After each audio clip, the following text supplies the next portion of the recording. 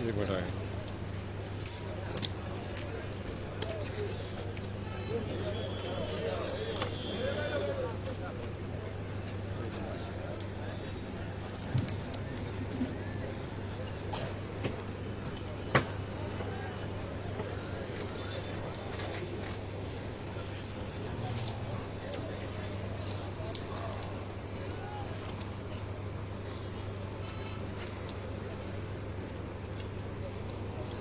اعوذ باللہ من الشیطان الرجیم، بسم اللہ الرحمن الرحیم۔ السلام علیکم ورحمۃ اللہ وبرکاتہ۔ شہ نشین پر تشریف فرما گجرات پردیش کے مجلس اتحاد المسلمین کے صدر میرے بھائی جناب صابر کابلی والا صاحب، مولانا ارشد صاحب، مولانا عبدالرشید صاحب، مولانا جناب مصطفیٰ بھائی صاحب، جناب طاہر بھائی صاحب، کلپیش بھائی صاحب، بلونت بھائی صاحب، پردیپ پرمار صاحب، بانسکانتا کے مجلس کے صدر حمزہ صاحب، پاٹن کے مجلس اتحاد المسلمین کے صدر امتیاز صاحب، معزز حاضرین اکرام، بزرگان ملت، میرے نوجوان ساتھیوں، میں آپ تمام کا شکریہ ادا کرتا ہوں کہ آپ نے اپنا قیمتی وقت نکال کر آج کے اس مجلس اتحاد المسلمین کے جلسے میں آپ نے شرکت کی۔ آپ اتنی بڑی تعداد میں اس جلسے میں آئے ہیں، میں آپ کا شکریہ ادا کرتا ہوں، اور مجھے یقین ہے کہ انشاءاللہ تعالی آپ لوگوں کی یہ والہانہ محبت ضرور انشاءاللہ تعالی ایک رنگ لائے گی، اور مجھے پورا یقین ہے کہ انشاءاللہ تعالی آپ لوگوں کی یہ وابستگی مجلس اتحاد المسلمین سے آنے والے اسمبلی اور ودھان سبھا کے چناؤ میں یہاں سے آپ اپنی دعاؤں سے، اپنی محنت سے، اپنی محبت سے مجلس اتحاد المسلمین کے امیدوار کو آپ کا ایک حقیقی نمائندہ بنا کر گجرات کی ودھان سبھا میں بھیجائیں گے۔ میرے عزیز دوستوں اور بزرگوں، میں آپ سے گزارش کرنے آیا ہوں کہ گجرات ودھان سبھا کے چناؤ آ رہے ہیں۔ میں آپ سے یہی بتانے آیا ہوں کہ آپ متحدہ طور پر اپنے ایک ووٹ کا استعمال کریے، اور ظاہر ہے گجرات اور ملک کے حالات سے آپ مجھ سے بہتر واقف ہیں، مگر میں اپنی بات کو شروع کرنے سے پہلے کسی شاعر نے بڑا خوب کہا تھا کہ کانپتا ہے دل تیرا اندیش طوفان سے کیا، کانپتا ہے دل تیرا اندیش طوفان سے کیا، ناخدا تو، بحر تو، کشتی بھی تو، ساحل بھی تو، نکل کر صحرا سے جس نے روما کی سلطنت کو الٹ دیا تھا، سنا ہے میں نے قدسیوں سے یہ وہ شیر پھر ہوشیار ہو گیا ہے۔ تو میرے عزیز دوستوں اور بزرگوں، حالات سے مقابلہ کرنا، حالات سے سمجھوتا نہیں کرنا، یہی ہم کو ہمارے بزرگوں سے درس دیا گیا۔ یقیناً نامصائب حالات ہیں، مگر اگر ہم حالات سے سمجھوتا کر لیں گے اور اللہ کی رسی کو مضبوطی سے نہیں تھامیں گے تو پھر حالات خراب سے خراب ہوتے جائیں گے۔ اسی لیے ہم تمام کو یہ کوشش کرنی ہے کہ ہم اپنے رب سے اپنے رشتے کو مضبوط کریں اور حالات سے سمجھوتا نہیں کریں۔ حکمت کے نام پر بزدلی کے مظاہرے ہم اب نہیں کر سکتے۔ اب ہم جب دیکھ چکے ہیں کہ جو لوگ اس ملک سے ہماری تہذیب اور تمدن کو مٹانا چاہتے ہیں۔ ہم جان چکے ہیں ان کے ارادے کیا ہیں۔ تو میرے عزیز دوستوں اور بزرگوں، یاد رکھیے کہ اگر ہم ایسے حالات میں متحد ہو کر اپنی ووٹ کی طاقت کی بنیاد پر اپنے صحیح نمائندوں کو کامیاب کریں گے تو ہم اس طوفان کا رخ بدل سکتے ہیں۔ جو طاقتیں ہماری تہذیب اور تمدن کو مٹانا چاہتی ہیں، ہم ان کو ان کے اس ناپاک عزائم میں ان کو شکست دے سکتے ہیں۔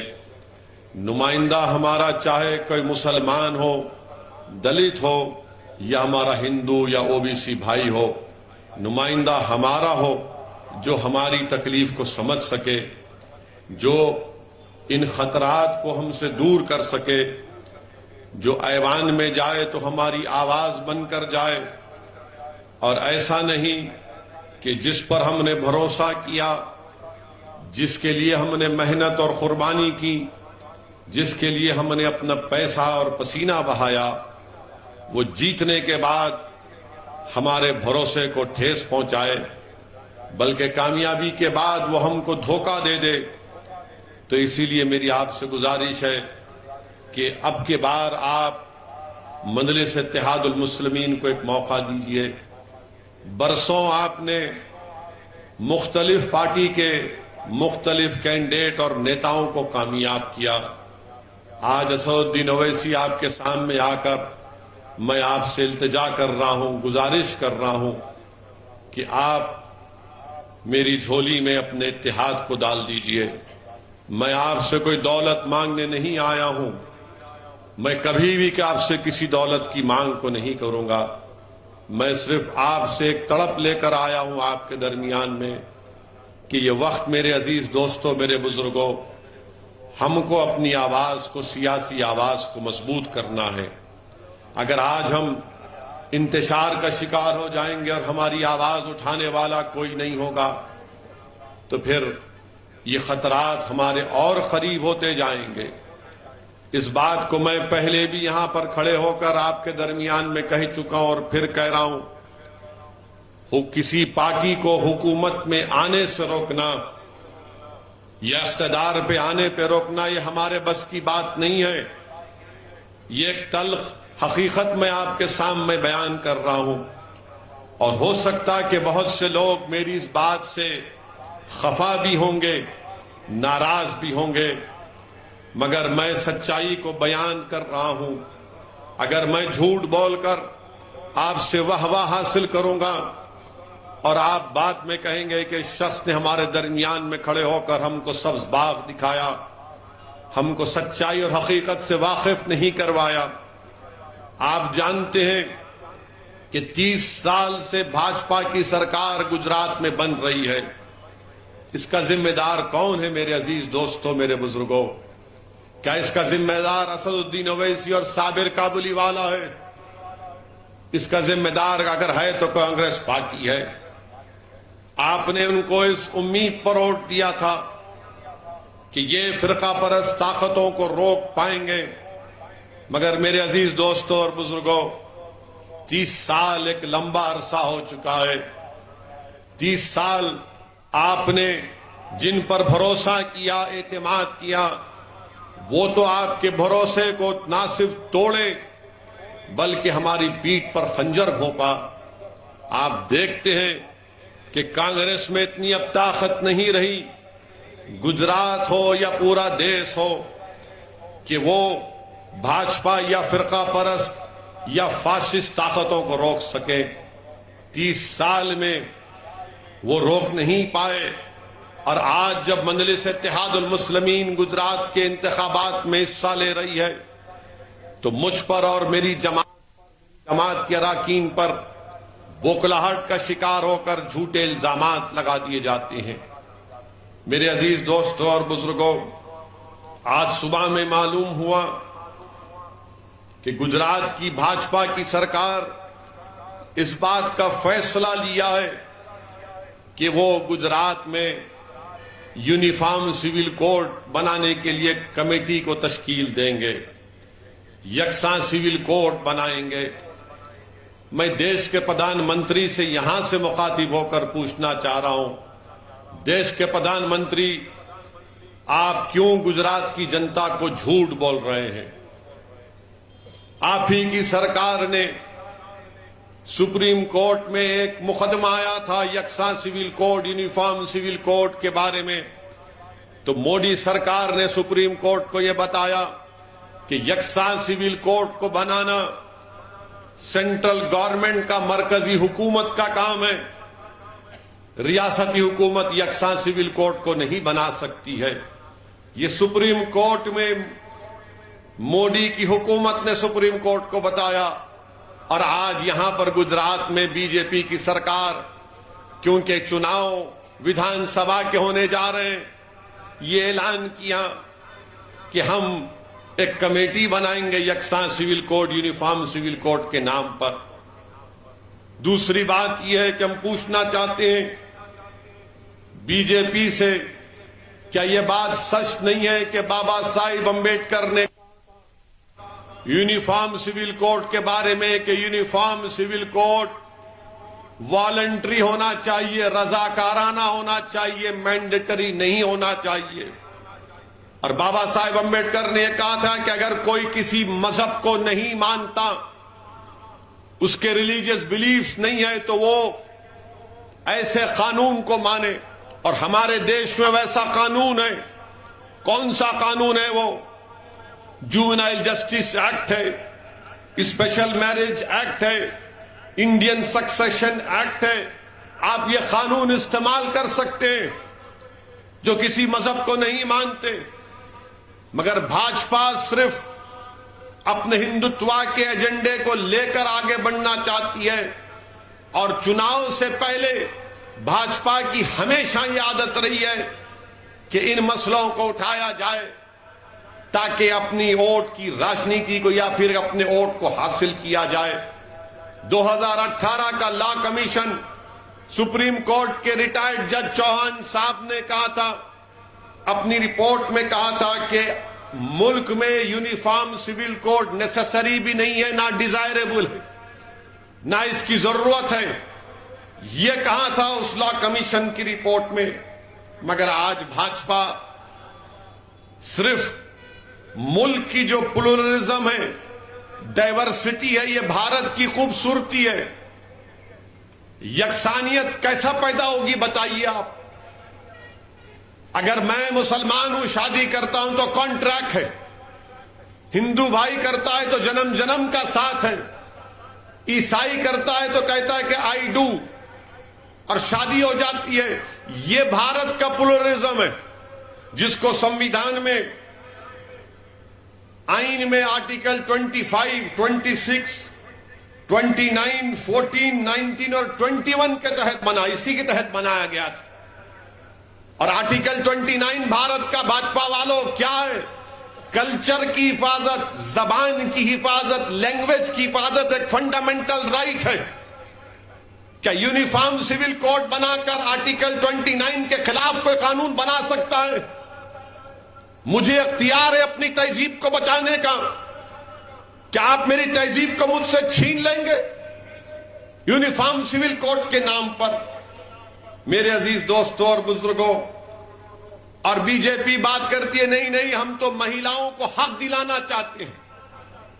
بھاجپا کہتی ہے کہ ہم تو مہیلاؤں کو حق دلانا چاہتے ہیں.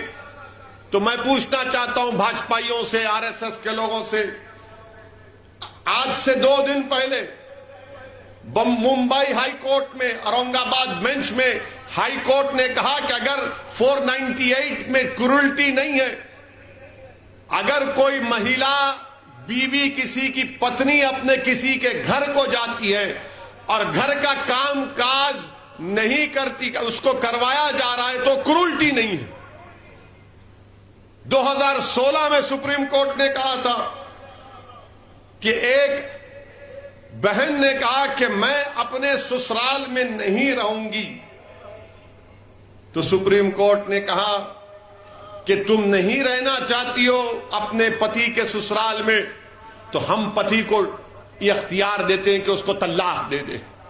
اس پر کچھ نہیں بولے گی بی جے پی، مگر یکساں سول کوڈ کے نام پر اسلام کو اور مسلمانوں کو بدنام کرنے کا ان کا پورا ارادہ ہے۔ یونیفارم سول کوڈ کی بات آج گجرات میں کی جا رہی ہے۔ ہم دیش کے پردھان منتری سے پوچھنا چاہتے ہیں کہ ہندو انڈیوائیڈڈ فیملی کا جو انکم ٹیکس ہندو انڈیوائیڈڈ فیملی میں ملتا ہے وہ مسلمانوں کو کیوں نہیں ملتا؟ عیسائیوں کو کیوں نہیں ملتا؟ کیا یہ سمویدھان بھارت کے آئین کی رائٹ ٹو ایکوالٹی کے خلاف نہیں ہے؟ کیا مسلمانوں کو ٹیکس ریبیٹ انکم ٹیکس میں نہیں ملتا؟ اور آپ کو معلوم میرے عزیز دوستوں اور بزرگوں، 2015 اور 16 میں 3064 کروڑ روپے کا انکم ٹیکس کم کیا گیا تھا ہندو انڈیوائیڈڈ فیملی ایکٹ کے نام پر۔ مجھے کیوں محروم کر دیا گیا اس سے بتاؤ؟ آپ بات کرتے ہیں یونیفارم سول کوڈ کی، اور پھر دوسرا special marriage act section 21A جو شادی کا پروٹیکشن دیتا ہے، انہیریٹنس کا دیتا ہے، مگر آپ نے مسلمانوں کو اس سے مستثنا رکھ دیا۔ کیوں؟ اس کا جواب دیجئے۔ اور پھر میرے عزیز دوستوں اور بزرگوں، یہ بولیں گے کہ نہیں مہیلاؤں کو حق ملنا ہے، کیا بولتے ہیں کہ یونیفارمٹی لانا ہے، ایک روپتا اور سمانتا۔ تو پھر بتاؤ بھارت میں 84% جو چائلڈ میرجز ہوئی ہیں وہ کیا مسلمانوں کی تھی؟ کس کی تھی بتاؤ آپ؟ بی جے پی نہیں بتائے گی آپ کو۔ بی جے پی یہ بھی نہیں بتائے گی آپ کو کہ 2000 سے 2019 تک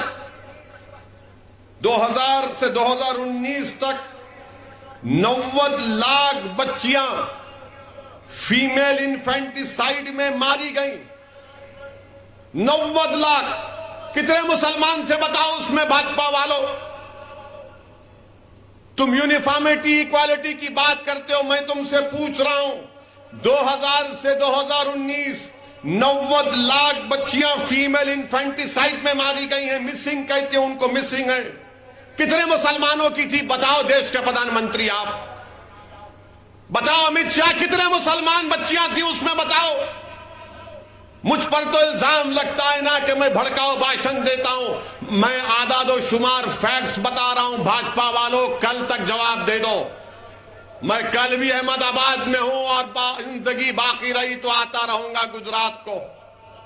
اب آپ بتائیے، نیشنل فیملی ہیلتھ سروے یہ بات کرتے ہیں کہ ایک روپتا اور سمانتا کی بات بھاجپا کرتی ہے، تو بتاؤ ایک روپتا اور سمانتا کے نام پر نیشنل فیملی ہیلتھ سروے نے کیا کہا کہ ایک مرد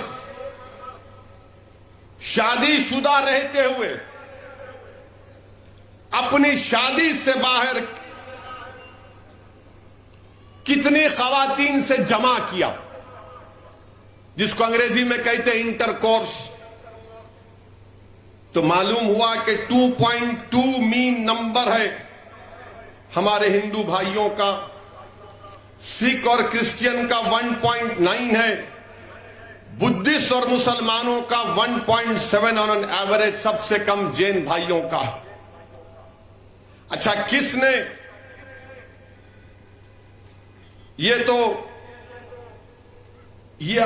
کس نے اپنا ایک پارٹنر چوز کیا، سیکشول پارٹنر، وہ 2.2 ہمارے ہندو بھائیوں کا ہے۔ اچھا جمع کس سے کیا؟ تو معلوم ہوا کہ 7.8 ہمارے بدھسٹ بھائی، ہندو بھائی 4%، کرسچین 3.8، مسلمان 2.6۔ بی جے پی مسلمانوں کو بدنام کرتی ہے کہ دبا کے 2 شادیاں 3 شادیاں کرتے ہیں۔ بی جے پی والے یہ نہیں جانتے کہ ہم ایک میں پریشان رہتے ہیں گھر میں، اسی لیے سب آ کر بیٹھے ہیں یہاں پر۔ بولتے نہیں 2 کرتے، 3 کرتے، 4۔ اچھا کتنے کرتے مسلمان؟ جس کو انگریزی میں بولتے پالیگمی۔ 1.9 مسلمان پالیگمی میں، ہمارے ہندو بھائی میں 1.2۔ کتنا فرق ہے؟ زیادہ نہیں ہے، مگر ایک فرق ضرور ہے، اگر کوئی مسلمان کی دوسری بیوی ہے تو وہ بیوی ہے، بیوی ہے نا، اور اس کو مینٹیننس ملتا ہے اگر وہ ناراض ہوتی ہے تو، اس پر نہیں بولیں گے۔ اب جس کے گھر میں بیوی ہے اسی کو معلوم کیا ہوتا ہے، جس کے پاس نہیں ہے اس کو کیا معلوم۔ تو یہ یونیفارم سول کوڈ کے بارے میں ہمارے گھر میں ہے، اس لیے مائیں بھاگ بھاگ کے گجرات کو۔ میرے عزیز دوستوں اور بزرگوں، یہ یونیفارم سول کوڈ، اور پھر بھاجپا کے لوگ بولتے ہیں کہ مسلمان جو ہے بچے بہت پیدا کر رہے ہیں، بیویاں بہت ہیں، بچے بہت ہیں۔ اب یہ مودی سرکار کا ریکارڈ آپ کے سامنے رکھ رہا ہوں۔ T F R rate, total fertility rate مسلمانوں کا 1992 میں 4.4 تھا، وہ گر کر آج 2019-20 میں 2.2 ہو چکا ہے۔ سب سے زیادہ اگر ٹی ایف آر ریٹ کسی کا گرا ہے تو مسلمانوں کا گرا ہے، مگر ہم کو روز میڈیا کے ذریعے یہ بمبارڈ کیا جاتا ہے تم بہت بچے پیدا کر رہے ہیں۔ ارے کہاں پیدا کر رہے ہیں؟ یہ تمہارا ڈیٹا جھوٹا ہے کیا؟ مودی سرکار کا اعداد و شمار ہے۔ اور پھر ایک اور بات بولتے ہیں، آپ کو معلوم سب سے زیادہ کانٹراسیپٹیو پلز کون کھاتے ہیں؟ مسلمان۔ یہ مودی سرکار نیشنل فیملی ہیلتھ سروے کا ڈیٹا ہے، کیونکہ اب چناؤ آ رہا ہے، یہ سب شروع ہو جائیں گے، یہ سب شروع ہو جائیں گے، تو ابھی سے بول رہا ہوں میں تاکہ ان کو معلوم ہو سکے۔ اور پھر گجرات میں کتنا ٹی ایف آر ریٹ مسلمانوں کا 2.1، ہمارے ہندو بھائیوں کا 1.8۔ اب آپ بتائیے، ایسا دکھاتے ہیں ٹی وی میڈیا پر مودی کے اشارے پر کہ پوری آبادی کے ذمہ دار ہم ہی ہیں، یعنی پوری آبادی جو دیش کی 130 کروڑ جنتا ہے وہ ہماری وجہ سے ہے۔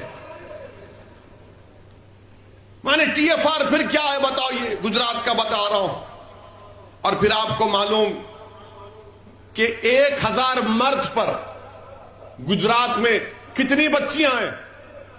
مسلمانوں میں 944 ہیں، ہمارے ہندو بھائیوں میں 916 ہیں۔ مودی جی ان پر کام کرو۔ آپ کی پارٹی صرف نفرت پھیلاتی ہے مسلمانوں کے بارے میں۔ یہ تمام اعداد و شمار اس لیے پیش کر رہا ہوں کیونکہ آج جب میں صبح میں آیا تو دیکھا، میں میڈیا والے ہم سے سوال بھی کیے، تو میں اس لیے کہا کہ آپ کے درمیان میں کھڑے ہو کر میں اور کھل کر آپ کو بتا سکوں کہ کیا معاملہ ہے۔ میرے عزیز دوستوں اور بزرگوں، دوسری اہم بات میں آپ سے عرض کرنا چاہ رہا ہوں کہ آپ کو اپنی ایک سیاسی آواز بہت ضروری ہے۔ اگر آج آپ اپنی سیاسی آواز کو نہیں پہنچائیں گے تو پھر یاد رکھیے ہم کو اسی طرح سے ہم سے ناانصافی ہوتی رہے گی۔ آپ جانتے ہیں کہ آپ نے پچھلے چناؤ میں یہاں سے آپ نے ایک انڈیپینڈنٹ آزاد امیدوار کو، جناب جگنیش صاحب کو آپ نے کامیاب کیا تھا۔ آپ نے کانگریس کو کامیاب نہیں کیا تھا، آپ نے ایک انڈیپینڈنٹ آواز کو، ایک نمائندے کو کامیاب کیا تھا۔ اگر کانگریس کو ووٹ دینا تھا تو پھر جناب جگنیش کامیاب نہیں ہوتے تھے، مگر آپ سے ووٹ حاصل کیا۔ آپ نے اپنا ہر چیز محنت کی، قربانیاں دی، اپنے جیب سے پیسہ لگایا، اور اس کے بعد کامیابی کے بعد وہ وڈگام کی جنتا کو دھوکہ دے کر، ان کے دلوں کو توڑ کر وہ کانگریس پارٹی کے ساتھ چلے گئے۔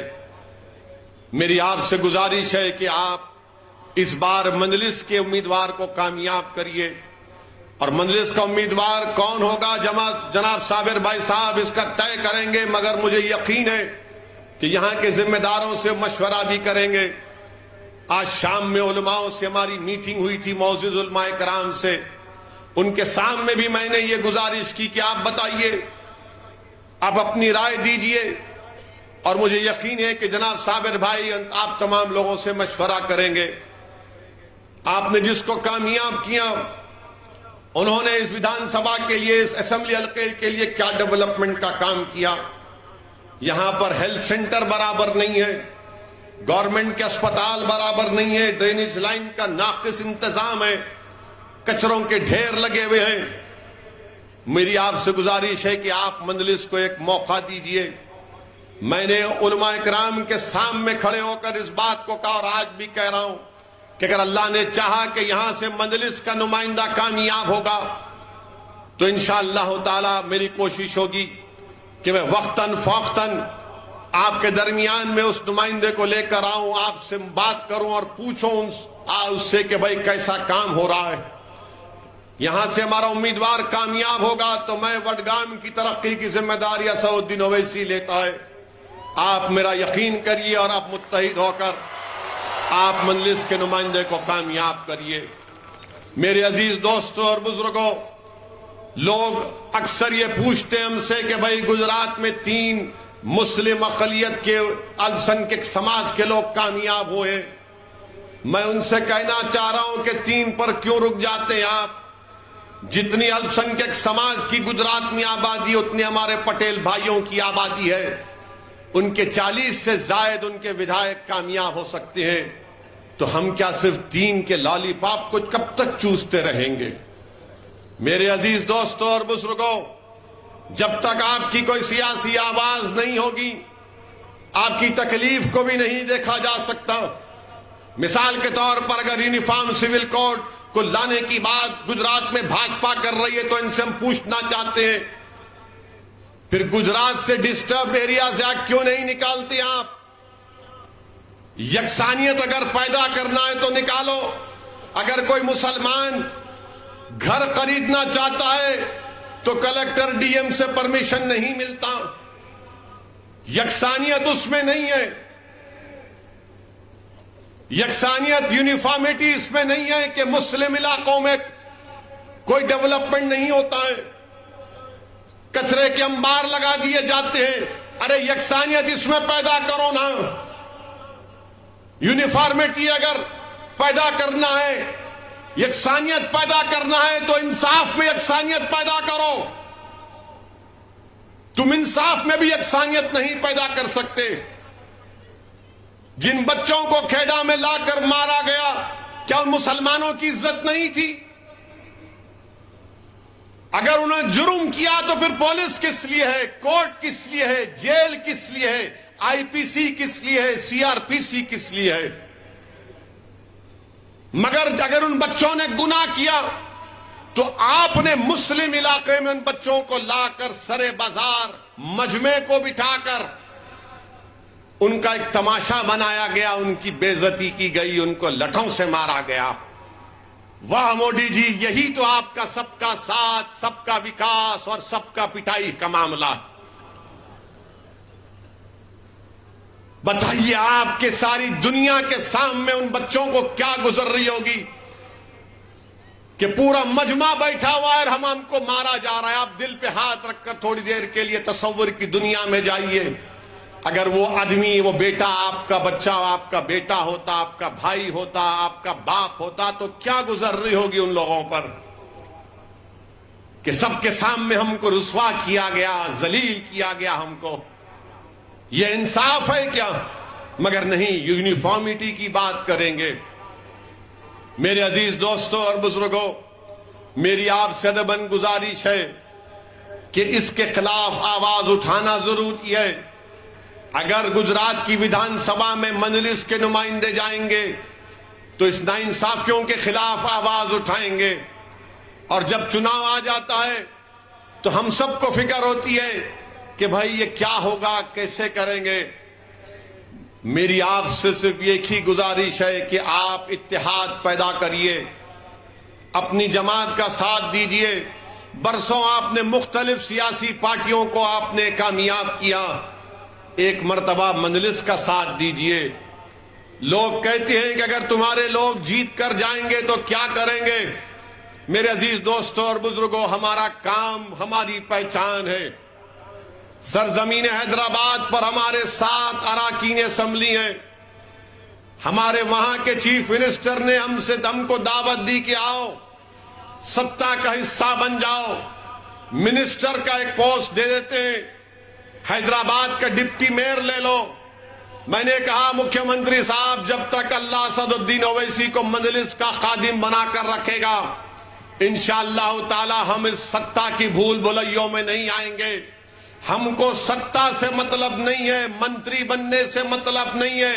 ہم کو جس چیز سے مطلب ہے, جس کے لیے ہم لڑ رہے ہیں, جس کی بنیاد پر آج اویسی اس درمیان میں کھڑا ہے آپ کے کہ ہمارے بزرگوں کی قربانیوں کی وجہ سے, ان بزرگوں کی ایک ہی خواہش تھی کہ انصاف ہو, انصاف ہو, انصاف ہو. ہم انصاف چاہتے ہیں, ہم بھیک نہیں چاہتے. اور لوگوں, عظیم میرے بزرگوں, میری بات کو یقین کریے کہ 7 ہمارے اراکین اسمبلی تلنگانہ میں ہیں. میں لمبے کاموں کی فہرست نہیں گنوانا چاہتا ہوں, مگر میں نے آج علماؤں کے درمیان میں کہا, آپ کے درمیان میں بھی کہہ رہا ہوں کہ 7 اراکین اسمبلی ہیں. ہم نے مسلمانوں کے لیے تلنگانہ میں وقت کے چیف منسٹرز کے سامنے بیٹھ کے بات کر کے ہم نے تعلیم کا انتظام کیا. اور آج تلنگانہ میں 6 کلاس سے 12 کلاس تک, 6ٹھی جماعت سے 12ویں جماعت تک 60,000 مسلم بچے اور بچیاں پڑھ رہی ہیں, مفت میں پڑھ رہی ہیں.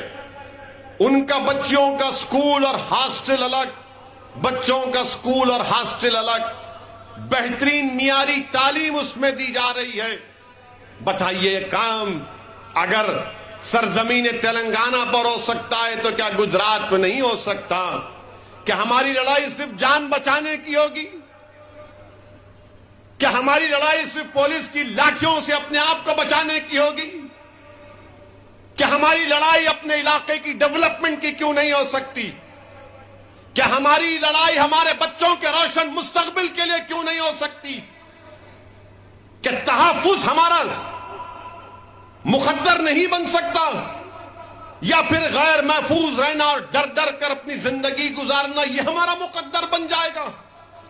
نہیں میرے عزیز دوستوں اور بزرگوں, جب آپ نکل کر ووٹ ڈالتے ہیں کسی پارٹی کو, کسی پارٹی کے امیدوار کو, تو اس امید پر ووٹ ڈالتے ہیں کہ یہ میرا خادم ہوگا, یہ میری طلب کو سمجھے گا, یہ میری تکلیف کو اس کا حل تلاش کرے گا, یہ میرے لیے لڑے گا, یہ میرے لیے آواز اٹھائے گا.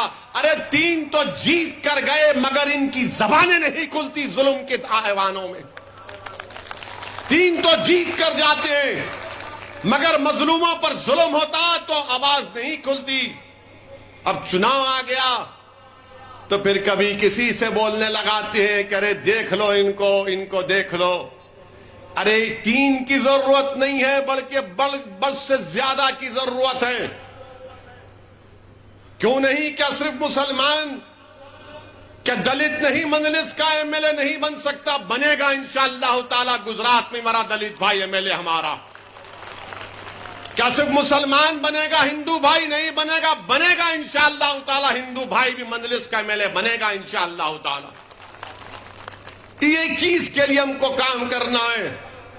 میرے عزیز دوستوں اور بزرگوں, بدنام کیا جاتا ہے مجھے اس کی کوئی پرواہ نہیں ہے, کیونکہ جب میں مر کر جاؤں گا یہ الزام لگانے والے میرے لیے نہیں آئیں گے. میں اپنے اعمال کا حساب دوں گا اور میرا رب جانتا ہے میرے دل کی اور میرے کام کو. میں ان کی دنیا والوں کی خوشی کے لیے کام نہ کبھی کیا نہ کروں گا انشاءاللہ تعالی.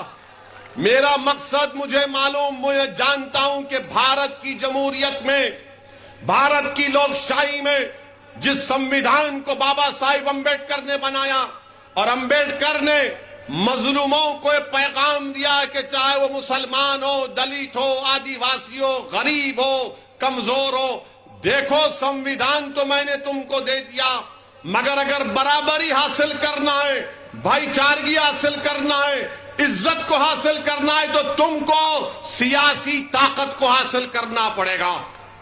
جب تک آپ سیاسی طاقت حاصل نہیں کریں گے کچھ نہیں ہوگا. اور یاد رکھو امبیڈکر نے صحیح کہا تھا. جب میڈیا کے لوگوں نے آج ہم سے سوال کرتے ہیں کہ 3 ہے 3 کا کیا کرو گے, اس وقت امبیڈکر سے بھی پوچھا تھا کہ اتنے 90 سے زیادہ دلت لوک سبھا میں جیت کر جاتے ہیں, اور بابا صاحب آپ دلت سماج کی سیاسی طاقت کے لیے بات کرتے ہیں, اتنے بڑی تعداد میں لوگ ہیں. تو بابا صاحب امبیڈکر نے کہا کہ ہاں اتنی بڑی تعداد میں جیت کے تو جاتے ہیں, مگر وہ اپنا منہ کب کھولتے جب ان کو انگڑائی لینا ہے. یہی حال ہمارا کر کے رکھ دیے. اگر بھارت میں جمہوریت ہے, لوک شاہی ہے, سمویدھان ہے, مگر بھارت کی سیاست کی ایک تلخ حقیقت میں بتا رہا ہوں. مسلمانوں کو, ہمارے دلت بھائیوں کو, آدیواسیوں کو سمجھنا پڑے گا, غریبوں کو, کمزوروں کو, مظلوموں کو سمجھنا پڑے گا کہ آج بھارت کی راجنیتی میں غریب, مظلوم, مسلمان, دلت, آدیواسی کی, کمزوروں کی کوئی اہمیت نہیں ہے. جس کے پاس دولت ہے وہی تو M L A M P بن کے جا رہا ہے, وہی تو جیت کر جا رہا ہے. جب وہ جیت کر جاتا ہے تو کیا اس کے دل میں غریب کی, کمزور کی محبت ہوگی؟ کیا اس کے دل میں کمزور کو طاقتور بنانے کا ارادہ ہوگا؟ کیا اس کے دل میں یہ جذبہ ہوگا کہ میں ان لوگوں کو جو نیچے ان کو اٹھا کر آسمانوں پر کھڑا کر دوں گا؟ وہ تو یہی دیکھے گا کہ میں دولت کی طاقت پر جیت کر آیا ہوں, تو میں اپنی طاقت کو مضبوط کروں گا, اس میں اضافہ کروں گا. میں بھارت کے مسلمانوں سے اپیل کر رہا ہوں, سن لو میری اس بات کو. آپ کو شاید پسند نہ آئے مگر سچائی بیان کر رہا ہوں کہ آج بھارت کی راجنیتی میں مسلمانوں کی کوئی اہمیت نہیں ہے, کوئی اہمیت نہیں ہے. آپ کے ووٹ کی بھی اہمیت نہیں ہے, کیونکہ جو اپنے آپ کو سیکولر کہتے ہیں, جو صحیح معنوں میں بی جے پی کے برابر فرقہ پرست ہیں, یہ پوری پارٹیاں یہ جانتی ہیں کہ آج مسلمانوں کو جا کر بولنے کی ضرورت نہیں ہے. مسلمان خود B J P R S S کے ڈر سے ہم کو ووٹ دے دے گا. بتاؤ کیا یہ آپ کی حیثیت ہو چکی ہے کہ اپنے ساتھ کھڑا کر کے ایک فوٹو نہیں لینا چاہتے, اپنے منچ پر نہیں بٹھاتے مسلمانوں کو؟ میرے عزیز دوستوں اور بزرگوں, یہ تلخ حقیقت ہے, یاد رکھیے. بلقیس بانو کا مسئلہ آیا, کتنوں نے بلقیس بانو کے انصاف کا مطالبہ کیا؟ سب خاموش ہو گئے, سب گونگے پڑ گئے.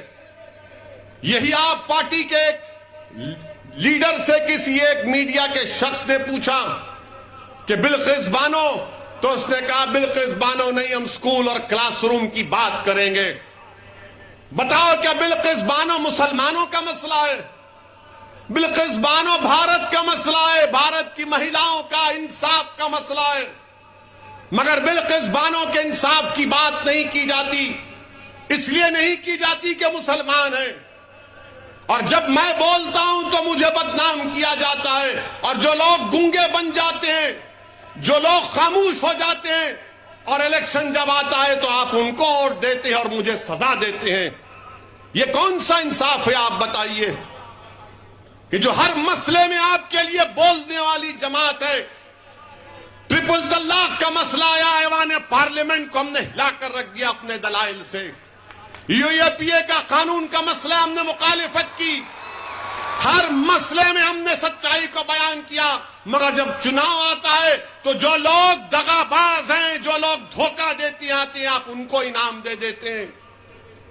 آپ کا اختیار ہے, آپ دو. اگر آپ سمجھتے ہیں کہ سچائی کو بیان کرنے کے اوپر, بلقیس بانو کے انصاف کے اوپر اویسی کو سزا ہم دیں گے, تو دو آپ میرے بھائی ہیں, میں آپ کا خادم ہوں. اگر آپ یہ سمجھتے ہیں کہ بچوں کو لا کر سرے بازار پیٹا گیا اور اس بچوں کی تکلیف کو بیان کیا اویسی نے, تو ہم اس کو سزا دیں گے, اور جو خاموش بیٹھے ہوئے تھے ہم ان کو انعام دیں گے, تو دو یہ آپ کا جمہوری حق ہے. مگر میرے عزیز دوستوں اور بزرگوں, جو لوگ خاموش ہیں وہ آپ کا مذاق اڑا رہے ہیں, جو لوگ خاموش ہیں وہ آپ کا استحصال کر رہے ہیں, جو لوگ خاموش ہیں وہ آپ کی بربادی کے افسانے پلاننگ بنا رہے ہیں, جو لوگ خاموش ہیں وہ ہمیشہ کے لیے آپ کو خاموش کرنا چاہتے ہیں. اسی لیے یہ دیوانہ آپ کے درمیان میں کھڑے ہو کر پکار کر کہہ رہا ہے کہ بھارت کی لوک شاہی میں اگر انصاف کو حاصل کرنا ہے، اپنے حق کو حاصل کرنا ہے، جس کا ذمہ، جس کی گارنٹی بھارت کے سنویدھان نے ہم کو دی ہے، تو کیا خاموش بیٹھنے سے ہوگا؟ اٹھو، ایک کوہرام مچا دو. میرے عزیز دوستوں اور بزرگوں، یہی بات مجھے آپ تک کہنا تھا کہ آپ اپنے ووٹ کی اہمیت کو سمجھیے. مجلس کا ساتھ دینا نہیں دینا یہ آپ کا جمہوری اختیار ہے، مگر میرا کام یہ ہے کہ آپ کے درمیان میں کھڑے ہو کر میں آپ کے سامنے ان باتوں کو رکھوں، آپ سے التجا کروں، آپ کو سمجھانے کی کوشش کروں. میرے الفاظ میں اتنی طاقت نہیں ہے، میں گناہگار ہوں کہ آپ کے دل کو موڑ سکوں، مگر میرا ایمان یہ کہتا ہے، میرا ماننا یہ ہے کہ دلوں کو موڑنے والا رب کائنات ہے. اللہ ہی آپ کے دلوں کو موڑے گا انشاءاللہ تعالی، اللہ ہی آپ کے دلوں کو موڑے گا. میرے عزیز دوستوں اور بزرگوں، آج بھاجپا کے پاس دکھانے کے لیے کوئی مدعا نہیں ہے. مہنگائی آسمانوں کو چھو رہی ہے، پیٹرول ڈیزل اتنا مہنگا ہو چکا ہے کہ لوگ پریشان ہیں. نوجوانوں کا، یواؤں کا بے روزگاری ان کا مقدر بن چکا ہے، نوکری نہیں مل رہی ہے. تو دیش کے پردھان منتری آ کر کہتے ہیں کہ ہم یونیفارم سول کوڈ کے لیے کمیٹی بنائیں گے. دیش کے پردھان منتری نہ یواؤں کو روزگار کی بات کرتے ہیں. ایک فنکشن کیے تھوڑے دن پہلے وعدہ کیے تھے کہ ہر سال 2 کروڑ نوکریاں دوں گا. اب 2 کروڑ سے کم کر کے آ گئے کہ 2024 تک 10 لاکھ دوں گا. ہائے مودی جی، کتنا جھوٹ بولتے ہیں آپ، کتنا لمبا چھوڑتے ہیں آپ. ایک بار دیش کے پردھان منتری سعودی عرب گئے تھے. سعودی عرب گئے تو وہاں پر وہ ریاض میں وہ سعودی بھی ان کو دکھائے، وہ ان کا وہ قلعہ پرانا اور ایک توپ دکھائے. دیش کے پردھان منتری نے اپنی من کی بات میں کہا تھا کہ کبھی کبھی مذاق کرنا چاہیے. تو دیش کے پردھان منتری کی بات پہلی مرتبہ میں سن کر مذاق کر رہا ہوں، دل پہ مت لو RSS والوں. تو وہ شیخ نے، سعودی شیخ نے پردھان منتری کو توپ دکھائی. پردھان منتری ماشاءاللہ ہر چیز کا گہرائی سے جائزہ لیتے ہیں. اینک کو یوں کر کے اطراف میں پھرے اور اس سعودی شیخ سے پوچھے کتنا دور پھینکتی. تو سعودی شیخ نے کہا واللہ تم سے کم.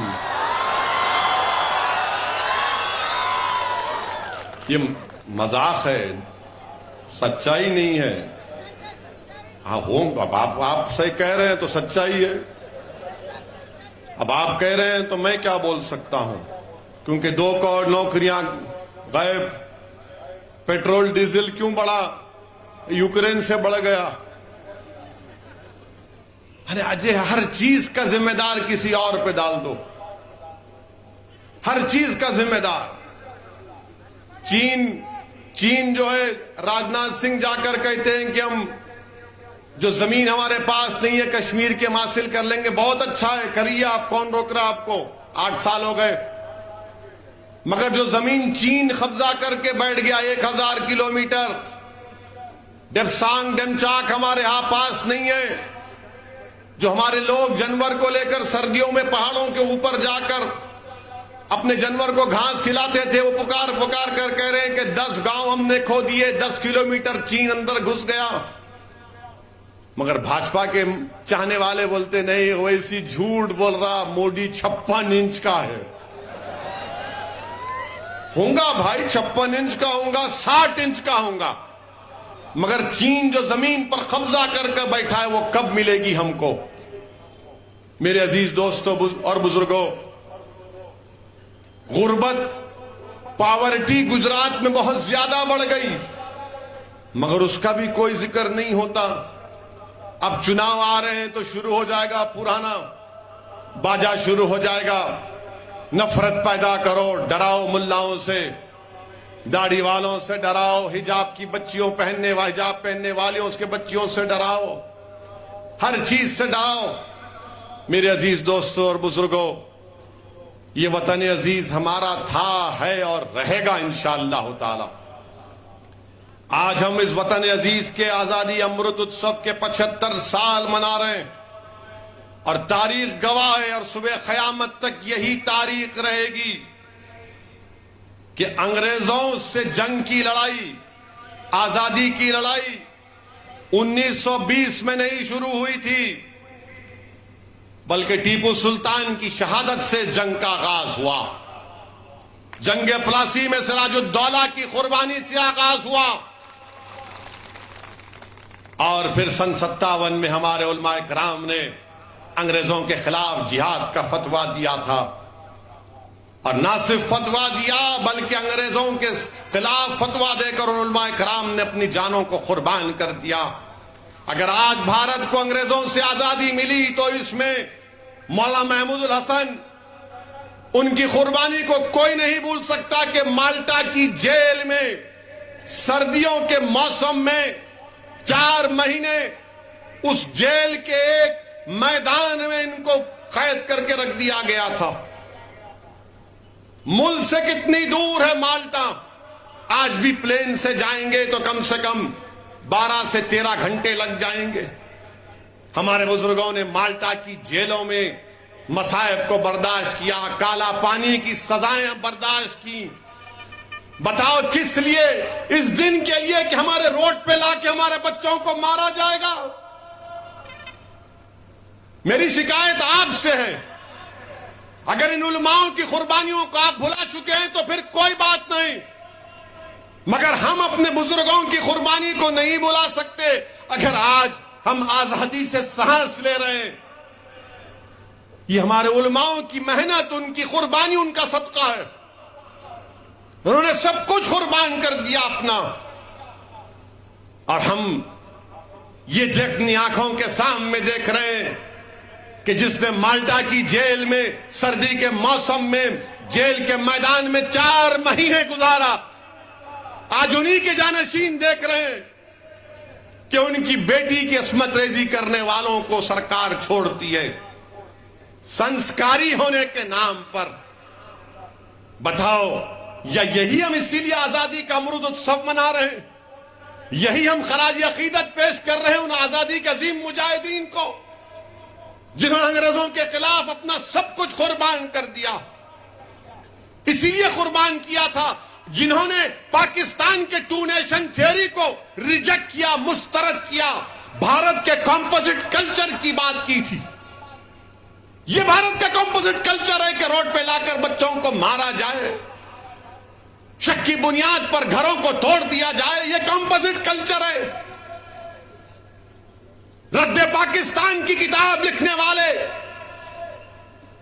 حسین احمد مدنی کے بارے میں تم کیا کہو گے؟ جن پر کیا کیا الزام نہیں لگائے گئے، حملے کیے گئے، ان کی روحیں تڑپ رہی ہوں گی اس بھارت کو دیکھ کر۔ میرے عزیز دوستوں اور بزرگوں، کیا ہم صرف تڑپیں گے اور صرف آنکھ میں آنسو لا کر اپنے گھر میں جا کر سو جائیں گے؟ نہیں، میں آپ سے اپیل کر رہا ہوں کہ ان علماؤں کو زندہ رکھنا ہے، وہ مرے نہیں، وہ دنیا سے ضرور گئے مگر ہمارے دماغوں میں ان کی قربانیاں آج بھی زندہ ہیں اور کل بھی رہیں گی۔ ان کو زندہ رکھنے کا، ان کو خراج عقیدت پیش کرنے کا بہترین طریقہ یہ ہے کہ ہم اپنی سیاسی قیادت کو مضبوط کریں۔ دیش کو آزاد ہو کر 75 سال ہو چکے، ہم نے ہر فارمولے کو اپنایا، ہر ایکسپیریمنٹ کیا، ہر کوشش کی، مگر نتیجہ کیا نکلا کہ فرقہ پرستی بڑھتی گئی۔ ہم دلوں کو ملانے کی بات کیے مگر سرکاروں نے دلوں کو توڑا۔ ہم نے گھروں کی دیواروں کو ہٹانے کی بات کی مگر ہمارے گھر کو جلا دیا گیا۔ ہم نے کہا کہ مل بیٹھ کر ختم کریں گے مگر آپ نے دوریاں پیدا کی ہیں۔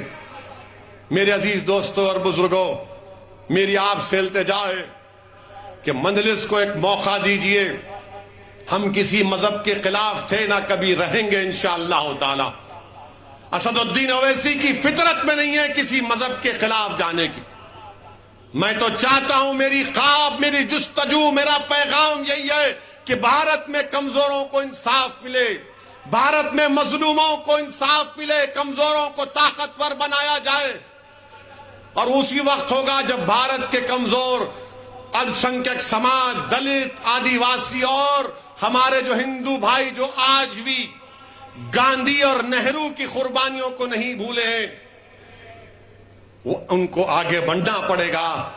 ورنہ صرف یاد رکھو، جس راہ پر ہم دیش کو لے کر جا رہے ہیں وہ ہم اپنے مجاہدین آزادی کے راہ جو نے سوچی تھی، جو خواب دیکھا تھا، ہم ان خوابوں کو نہیں پورا کر رہے، ہم ان کے خوابوں کو چکنا چور کر رہے ہیں میرے عزیز دوستوں اور بزرگوں۔ بہرحال انشاءاللہ تعالی جب یہاں سے مجلس کے کینڈیڈیٹ کا، امیدوار کا اعلان ہوگا، میں پھر سے آپ کے درمیان میں آؤں گا۔ اور میں نے بڑی تعریف سنی کہ یہاں پر بہترین کھانا کھلایا جاتا ہے، آپ کے ہاتھ بڑے مبارک ہیں۔ تو میں جب چھاپی کو آؤں گا تو انشاءاللہ تعالی کسی ایک گھر پر جا کر آپ سے فرداً ملاقات بھی ہوگی، مگر میں آپ کو تیقن دے رہا ہوں کہ آپ مجلس کے امیدوار کو یہاں سے کامیاب کریے۔ میں آپ کو تیقن دے رہا ہوں، میں ذمہ داری دے رہا ہوں انشاءاللہ تعالی۔ جو ماضی میں جس کو آپ نے کامیاب کیا تھا انہوں نے کوئی کام نہیں کروایا، میں آپ کو دوبارہ شکایت کا موقع نہیں دوں گا، میں آپ کے بھروسے کو شرمندہ ہونے نہیں دوں گا۔ بس یہی چند گزارشات مجھے آپ تک کرنا تھا۔ آپ سے اجازت چاہتا ہوں۔ وآخر الدعوان الحمدللہ رب العالمین۔